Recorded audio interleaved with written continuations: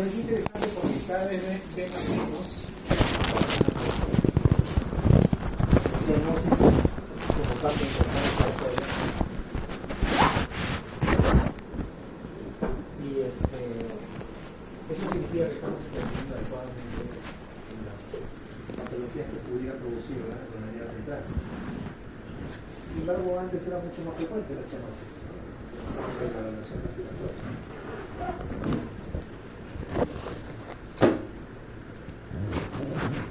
La definición es que la cianosis, como su nombre lo dice, tiene una raíz griega.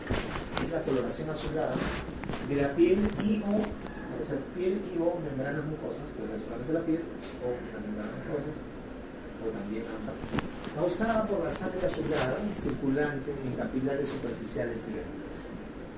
O sea, lo que nosotros vemos, que es la coloración azulada, en este caso de la lengua, ahora, en la foto, está causada porque la sangre que está circulando justo por debajo, en los capilares superficiales y las vénulas, es de ese color. Ahora, ¿por qué es de ese color? Ahora vamos a ver.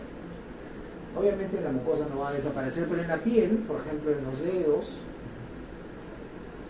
pues debe desaparecer con la vitropresión.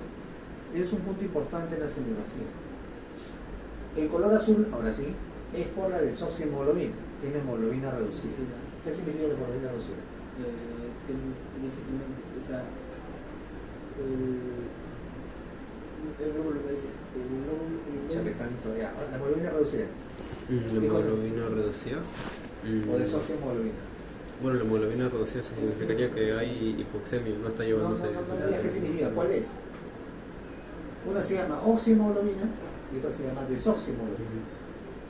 La desoxi, ¿por qué se llama desoxi? No, no es porque no haya afinidad, es porque ya soltó el oxígeno. ¿Verdad? Sí. ¿No es así? La que transporta el oxígeno no se llama oxihemoglobina. La que está llevando el oxígeno, Sí. cuando lo suelta, ya no es desoxi. ¿Está bien o no? Sí. Oxidada con oxígeno, reducida sin oxígeno. Sí. Ya pues. No sé por qué se demora tanto en el concepto, pero simplemente la hemoglobina que ya soltó el oxígeno, que está suelta, que no tiene oxígeno. ¿Ok? Entonces, la desoxihemoglobina, o sea, la hemoglobina reducida, la que ya soltó el oxígeno, es la que tiene esa coloración. Entonces, el aumento de desoxihemoglobina es el que produce la coloración azulada de la piel y las mucosas. En algunos pocos pacientes, la cianosis puede ser causada por otros tipos raros de hemoglobina, como la metahemoglobina o la sulfohemoglobina. Entonces, ya estamos hablando de las hemoglobinopatías, ¿no? Ustedes saben que la hemoglobina tiene 4 cadenas, ¿no? 2 alfa y 2 beta. Y pueden haber alteraciones no solamente en una cadena, sino en ambas cadenas o en la configuración espacial de la hemoglobina. Entonces, esas cosas se llaman, o esas enfermedades se llaman hemoglobinopatías. Son enfermedades raras, así que en esos casos la coloración azulada está explicada por estas hemoglobinas raras o anormales. La mayor parte de las veces la cianosis está explicada solamente por el aumento de la desoxihemoglobina. ¿Okay?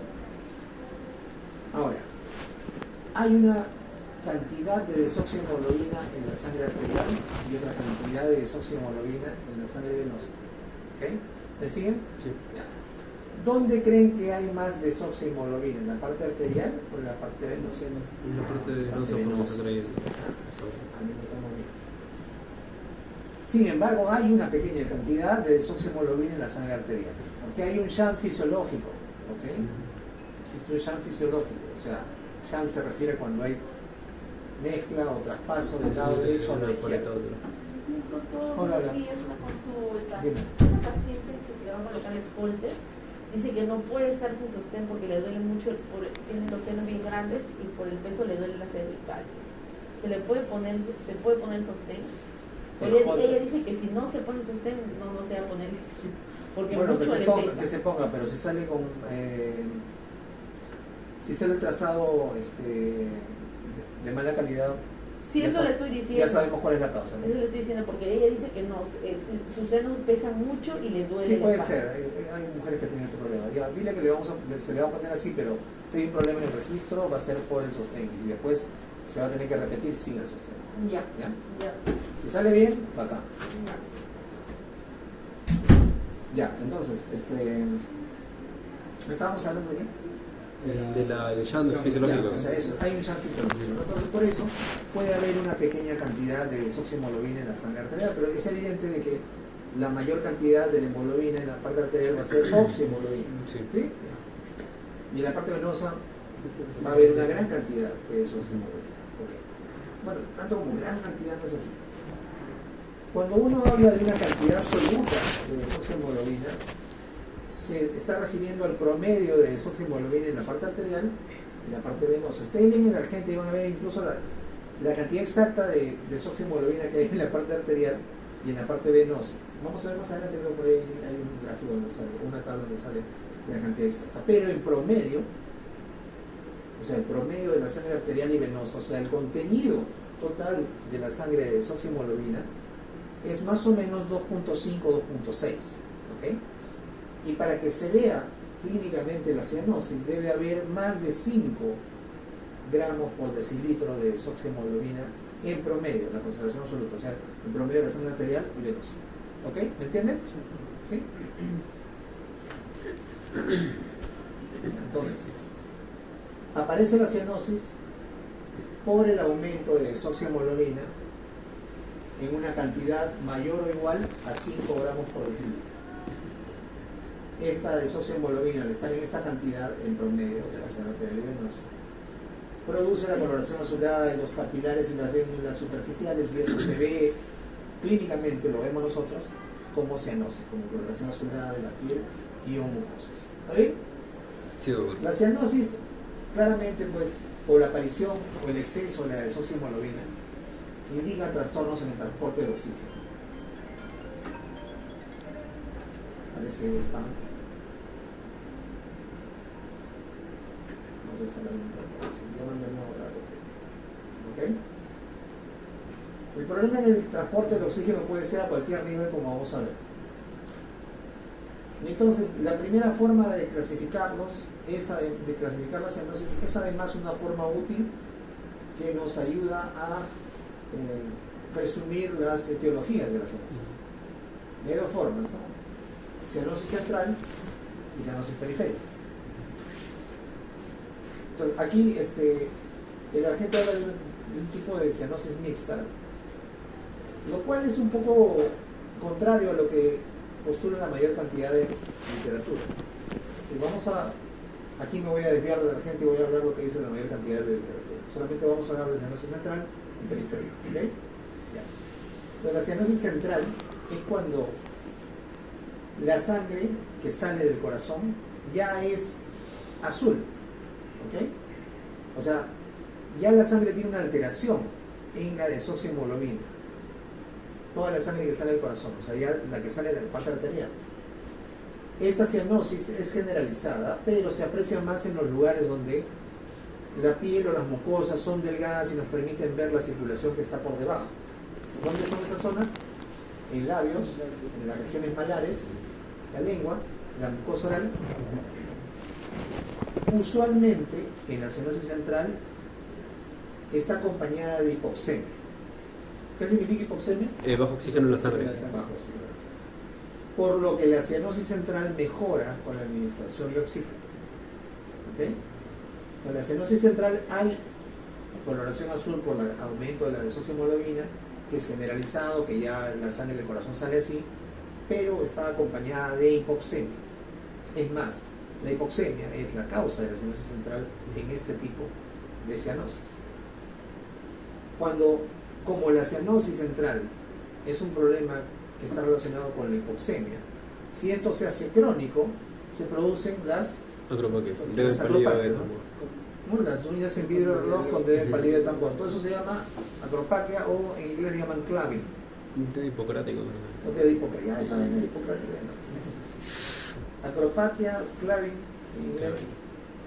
Sí, le dicen dedo hipocrático, ¿no? Pero bueno, acropaquis. ¿Ok? Ya han visto ustedes cómo es. Hemos visto, a propósito que revisamos ayer EPOC, ¿no? Entonces, y eso es porque hay hipoxemia crónica. O sea, el cambio estructural de la mano, de los dedos y de las uñas tiene que ver con la hipoxemia crónica. Van a ver los cambios en las manos y además van a ver la cianosis.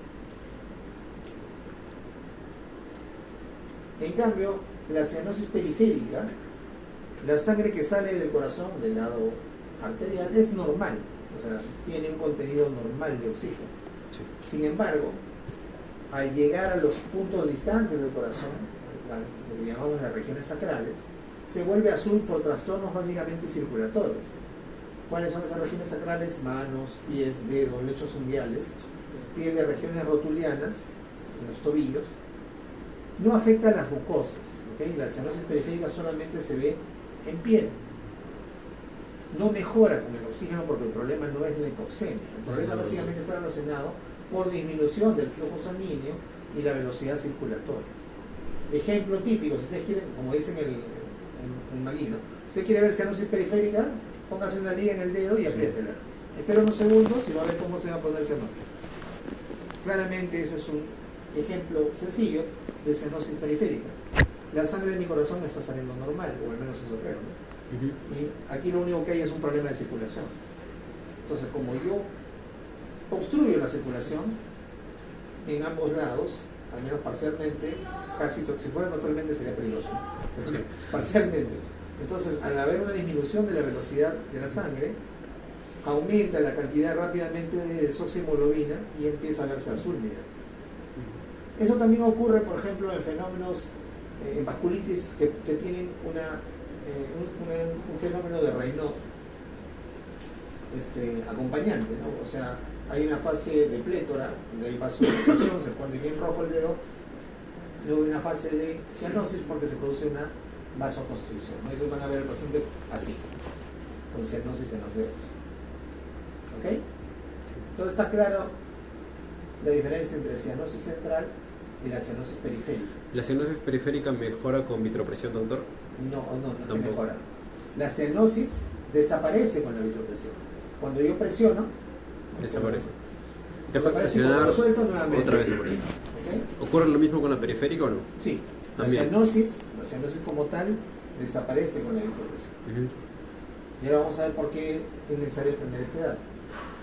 ¿Ok? Doctor, entonces la cianosis periférica, casi que mejor con la colaboración en temperaturas heladas se vuelven azules. Sí, porque se produce vasoconstricción. Claro.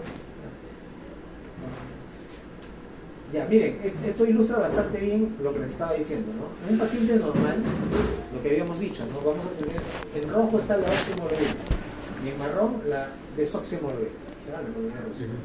Normalmente en la sangre arterial hay más oxihemoglobina y hay un poquito de desoxihemoglobina.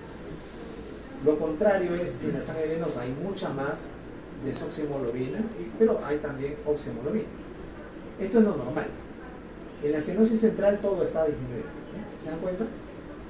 O sea, hay desoxihemoglobina en gran cantidad tanto en la sangre arterial como en la venosa. Sí. En la cianosis periférica, la sangre arterial está bien porque del corazón sale normal. En la sangre del lugar de la cianosis hay una gran cantidad de desoxihemoglobina, la sangre venosa. ¿Okay? No miren esto porque esta es la clasificación que hace el agente de mixta, lo cual es un poco, está contra la fisiología en realidad, ¿no?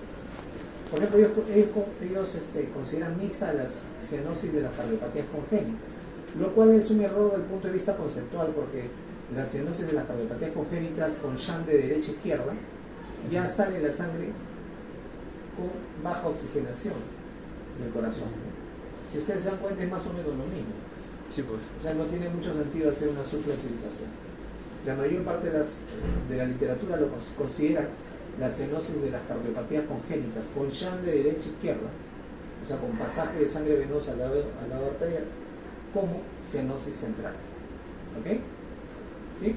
¿Y por qué le pusieron mixta ahí, O sea, doctor? hay que preguntarle eso. O sea, ¿qué tendría de periférica si ya está saliendo con Lo que pasa es que ellos postulan de que tiene de periférica porque además, es cierto que además de la mezcla de sangre, esto produce sobrecarga de volumen en algunas cavidades y finalmente eso lleva a un grado de insuficiencia cardíaca.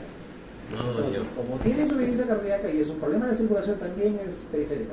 No es tanto así, pues, ¿no? O sea, el problema principal es central, es que hay mezcla de sangre en el corazón antes de que salga del corazón. ¿Ok? Entonces, todo el resto de la literatura habla de cianosis central y periférica, ¿no? Y normal. Por eso miren acá los tres primeros, para que se den cuenta que hay una cantidad de desoximoglobina pequeña, regularmente de manera normal, en la sangre arterial. Normalmente en la sangre venosa esa cantidad es mayor, pero cuando hay cianosis central, en ambas aumenta significativamente la desoximoglobina, y en la periférica solamente en la sangre venosa del lugar donde está produciéndose la cianosis. ¿Okay? Que puede ser bilateral cuando es un problema, por ejemplo, de un Raynaud, que puede ser unilateral si es, por ejemplo, una trombosis que obstruye, ¿no? Digamos que yo tengo una trombosis venosa en el miembro superior, voy a tener cianosis distal al lugar de la obstrucción. ¿Sí? ¿Me entienden, no? Sí. Porque acá se para la circulación, entonces no regresa la sangre y acá se empieza a poner azul. ¿Ok? ¿Por qué? Porque la sangre está obstruida, pues no regresa. Entonces, como está más tiempo, se va cediendo el oxígeno, la hemoglobina que está ahí, y entonces empieza a aumentar la desoximoglobina en esa zona. Doctor, ahí podría haber también lo que nos dijo en el corazón, neoangiogénesis. ¿Cómo? Ahí podría haber neoangiogénesis. Neoangiogénesis es por hipoxia crónica. Ah, ya. Tiene que ser en el corazón. No, es por hipoxia crónica. Puede ser en cualquier órgano, pero por hipoxia crónica. Si tú acá no vas a dejar crónicamente que ocurre eso, ¿no? claro. Ya. Hay condiciones que se consideran pseudocianosis, o sea, que no son realmente cianosis. O sea, vamos a ver coloración azulada, como están viendo ustedes aquí, permanente, causada por pigmentos azulados depositados en la piel. Así que esto no es problema de que hay desoximoglobina circulante no, eso no es el problema. El punto es que la piel se está pigmentando azul por algunas razones. Las mucosas no se ven afectadas, solamente la piel. Y por eso les decía, no desaparece con la vitropresión. ¿Okay?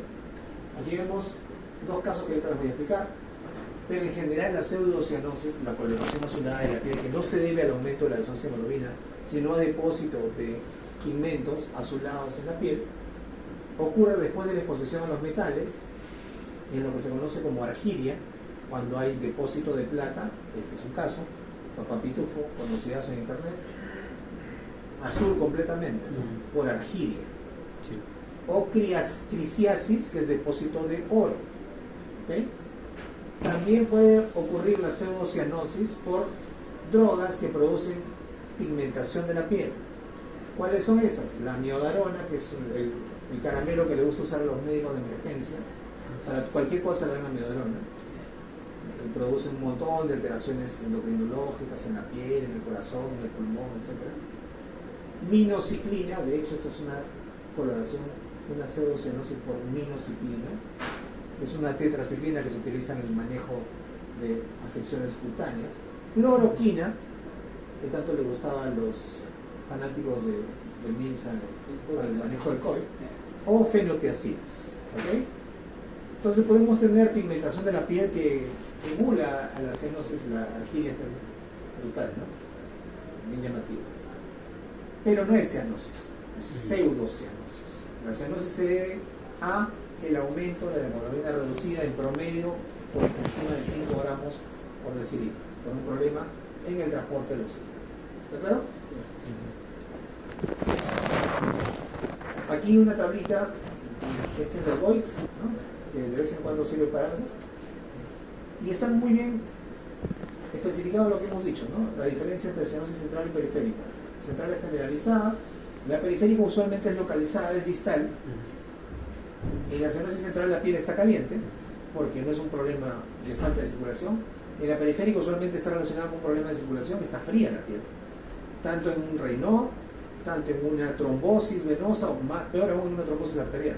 Negro está ahí el miembro. La cianosis central afecta a las mucosas, no hay afectación de mucosas en la cianosis periférica.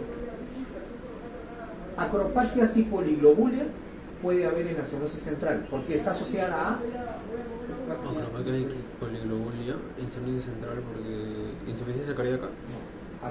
en la cianosis central puede haber acropaquia y Ah, poliglobulia. la EPOC sería. Por la hipoxia, Ah. por la hipoxia. Porque las acropaquias y la poliglobulia son fenómenos que son respuesta a la hipoxia crónica. ¿Ok? Sí. Esto no vamos a ver en una cianosis periférica. ¿Se acuerdan ayer de qué tipo de EPOC tenía poliglobulia? La de ¿Que era cianótico? enfisemático. No, era El otro, entonces, obstrucción el crónica. blue Ajá. ¿Cuál es ese? El bronquitis crónica. Bronquitis crónica. Bronquitis crónica. ¿Ok? Ese puede tener poliglobulia, de hecho tiene los pacientes con bronquitis crónica poliglobulia, tiene cianosis, ¿han visto, no? Sí. Un gordito. Ajá. La cianosis central mejora con el oxígeno, porque la cianosis central va con hipoxemia. La periférica no. La cianosis periférica más bien mejora con el calor, porque el calor produce vasodilatación y usualmente mejora un poquito o mucho la circulación en la zona que está cianótica. Por eso es que el paciente que tiene trombosis venosa pequeña en vasos, ¿no? Una bolsa Le ponen caliente, calor, pues, una- le ponen un foco ahí para que caliente. Esa es la razón. ¿Ok? Ya les dije, la diferencia entre los médicos y los técnicos, los profesionales y los técnicos, nosotros tenemos que saber las razones por las cuales hacemos las cosas. Por eso le ponemos calor, para producir vasodilatación a una cianosis periférica. A un paciente que tiene cianosis central no le voy a poner un foco en la cara, ¿no?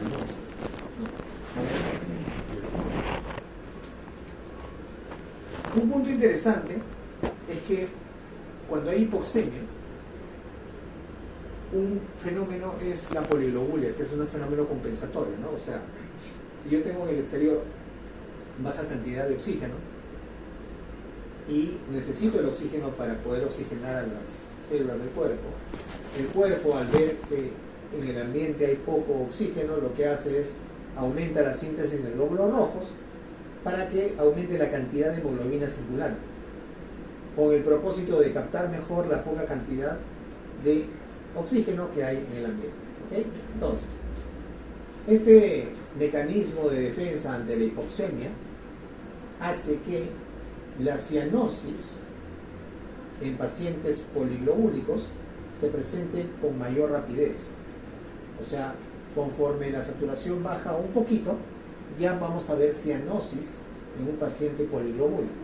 Miren ustedes, con 20 de hemoglobina la cianosis va a aparecer más o menos con una saturación de oxígeno de 88 y una presión parcial de oxígeno por debajo, ¿no? Por debajo de 88 de saturación y por debajo de 56 de presión de oxígeno. O sea, es una hipoxia moderada, ¿no? Sin embargo, si yo tengo anemia, o sea, tengo baja cantidad de hemoglobina circulante, la cianosis va a aparecer todavía cuando hay una hipoxia mucho mayor, cuando la saturación de oxígeno es 60 y la presión arterial de oxígeno es por debajo de 31. ¿Por qué? ¿Por qué es más fácil que aparezca cianosis en un paciente poliglobúlico que en un paciente anémico? Porque tiene más glóbulos rojos y por ende cuando estén por las venas van a tener más desoxihemoglobina. Exacto. O sea, si yo tengo más hemoglobina, o sea, tengo más transportador. O sea, así como hay más transportador, también hay tengo más probabilidad de que No, pero se presente. imagínense que yo tengo aquí una saturación o un FIO de 88 para trabajar con el último. Entonces, yo tengo 88% en ese momento de saturación de oxígeno. Y yo tengo por aquí poliglobulias, son un montón de glóbulos rojos con un montón de hemoglobina. Entonces, rápidamente ellos van a poder captar el poco oxígeno que hay. Y el resto se queda sin oxígeno, o sea, se queda como desoxihemoglobina. Entonces voy a tener una gran cantidad de desoxihemoglobina cuando yo tengo poliglobulia y poco oxígeno. ¿Entienden? Pero si yo para ese mismo 88% tengo anemia, ese poquito de hemoglobina se va a saturar rápidamente, entonces voy a tener oxihemoglobina. Entonces va a tener más. Va a ser más fácil que un paciente que tiene poliglobulia presente más rápido cianosis, con saturaciones de oxígeno alrededor de 88% para una hemoglobina de 20. Pero en cambio, si yo tengo anemia, tiene que bajar mucho la hipoxemia para que recién yo presente cianosis, a 60%. ¿Entienden? Sí, es que lo poco que hay en la anemia lo va a agarrar al toque. Exacto. ¿Me entienden o no? Díganme si entienden bien o no, si no lo voy a explicar de nuevo. Otra vez, ya. Con dibujo. Pásenme una hoja de papel. No, ya, acá nomás. Tráeme la luz. O sea, Doctor, la poliglobulia como consecuencia puede tener trombosis. sí. Ya, miren acá. Vamos a trabajar para una misma saturación, ¿ya? 88%. Aquí tengo yo 20 de hemoglobina. 1, 2, 3, 4, 5, 6, 7, 8, 9, 10, 11, 12, 13, 14, 15, 16, 17, 18, 19, 20, ¿ok? Bien, aleatoriamente voy a decir que con este 88% llena, de estos 20 llena 10, ¿ok?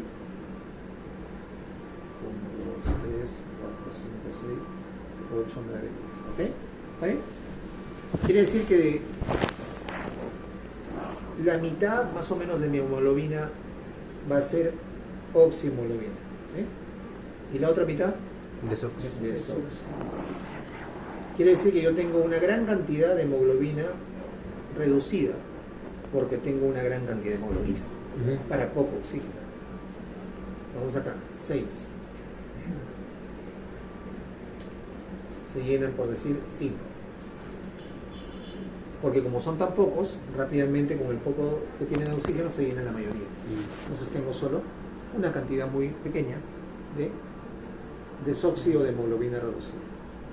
¿Entienden? Sí. Por eso es que es más fácil que un paciente que tiene poliglobulia haga cianosis con el mismo nivel de oxígeno.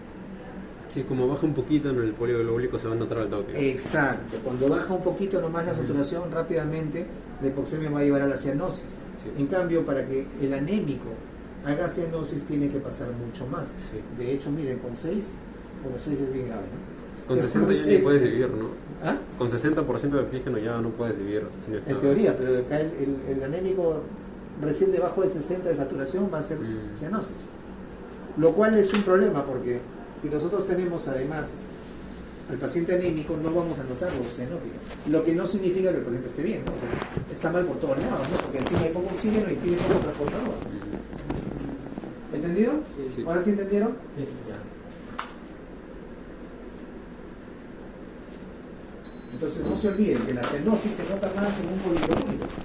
Por eso es que en el paciente en el blue blooder se nota la cianosis. No solamente porque tiene hipoxemia crónica, sino que además, como respuesta a eso, seguramente está poliglobúlico. ¿No? Rápidamente notamos la cianosis. Yo estoy seguro que ustedes nunca han visto un blue blooder. No. Yo he visto una vez nomás. Pero lo que más vemos es enfisema.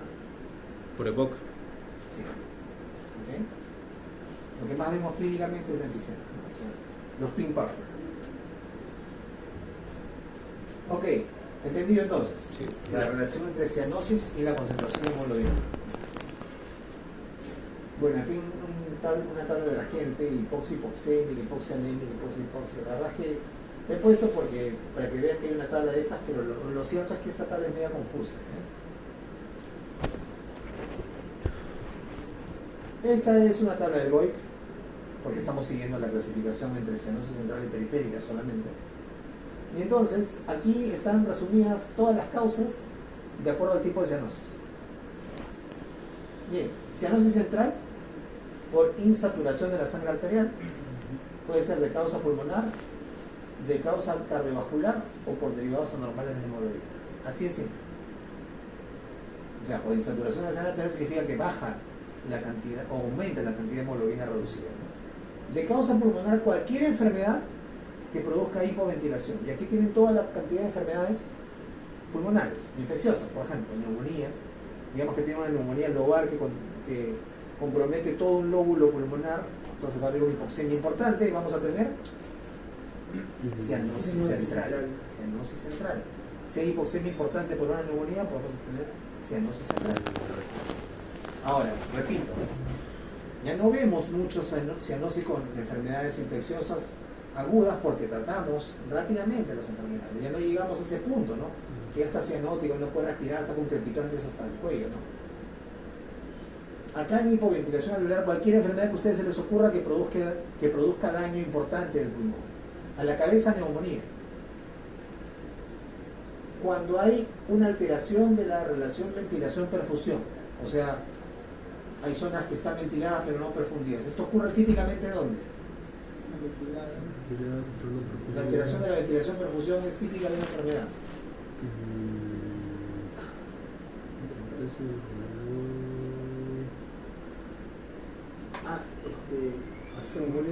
Exacto, tromboembolismo pulmonar. Tromboembolismo pulmonar. Muy bien. ¿Ok? Perturbación de la difusión de oxígeno. Perturbación de la difusión de oxígeno. No pasa el oxígeno hacia los alveolos, el capilar por la membrana alveolo capilar. Puede ser neumonía. ¿Asma? No sería. Sí, una más severa. No. Pasa los alveolos. ¿Qué enfermedad produce destrucción de la arquitectura? EPOC. ¿Ok? Aquí están todas las causas de enfermedad. Todas las enfermedades pulmonares potencialmente pueden producir cianosis central. Pero no todas, o mejor dicho, afortunadamente, la mayoría ya no llega a eso, ¿no? Ya no llegamos a eso. Y aquí están, por ejemplo, las causas cardiovasculares, que en general son todas aquellas que produzcan shunt de derecha a izquierda. Aquí está, como ejemplo, sintomatología Fallot, síndrome de Einstein. En Semeyer es cuando ya hay pues hipertensión pulmonar y el shunt se invierte, ¿no? Fístulas arteriovenosas pulmonares. En general, cualquier enfermedad cardiovascular que produzca un shunt de derecha a izquierda. Ya la sangre se mezcla del corazón y sale con bajo contenido de oxígeno. Y eso produce cianosis central. ¿Okay? Y lo que les había dicho hace un momento, ¿no? Por derivados anormales de la hemoglobina que producen coloración azulada, cianosis también, metahemoglobinemia y sulfahemoglobina. Todo esto es cianosis central. La cianosis periférica es básicamente por mayor extracción de oxígeno a nivel tisular, o porque la bomba no puede bombear adecuadamente, falla cardíaca,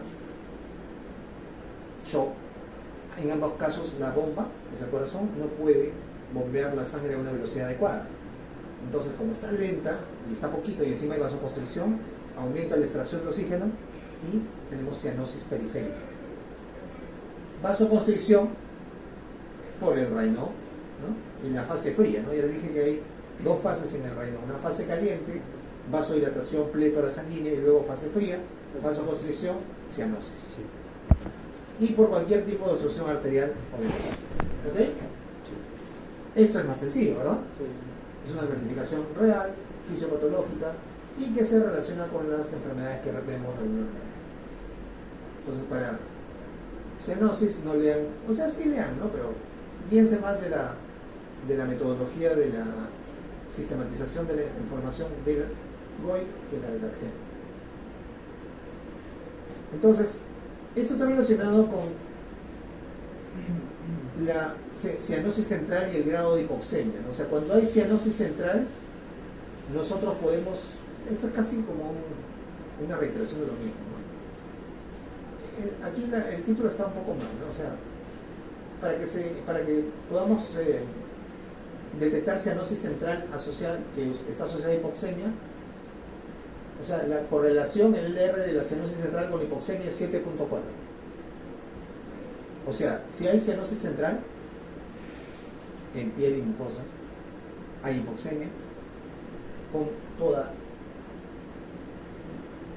probabilidad, ¿no? O sea, con toda certeza. Casi, ¿no? 7.4 ya bastante. Si yo no tengo cianosis central, prácticamente descarto que haya hipoxemia. ¿Ok? Lo cual en realidad no necesitaríamos este LR porque es evidente, ¿no? Porque la cianosis central es por hipoxemia. ¿Ok? No lo he puesto porque está así en el manual. Finalmente, este cuadrito que es un resumen de lo que hemos hablado, ¿no? Cuando nosotros evaluamos un paciente con cianosis o posible cianosis, debemos averiguar estos datos y nos van a permitir clasificar. Finalmente, este va a ser el objetivo de nuestra evaluación: clasificar la cianosis como central o periférica, porque con eso ya tenemos bastante avanzado las posibles etiologías de la cianosis. ¿Dónde está la cianosis? Está bien localizada, está en un brazo solamente y eso seguramente que es periférico, ¿no? Pero si es generalizada tendría que ver yo, ¿no? ¿Qué pasa? ¿Es realmente central? Si yo tengo solamente en piel y no en mucosa, seguramente es periférica, aunque sea generalizada, ¿no? Si la piel es caliente, no. Ah, no, central. Central. Central. Si la piel es fría, Periférico. preguntar y saber si la cianosis es permanente o solo con los esfuerzos. Aquí en realidad básicamente es para ver el grado funcional, ¿no? O sea, cianosis permanente Periférico. típicamente en las... No, eso no tiene que ver con periférica o central.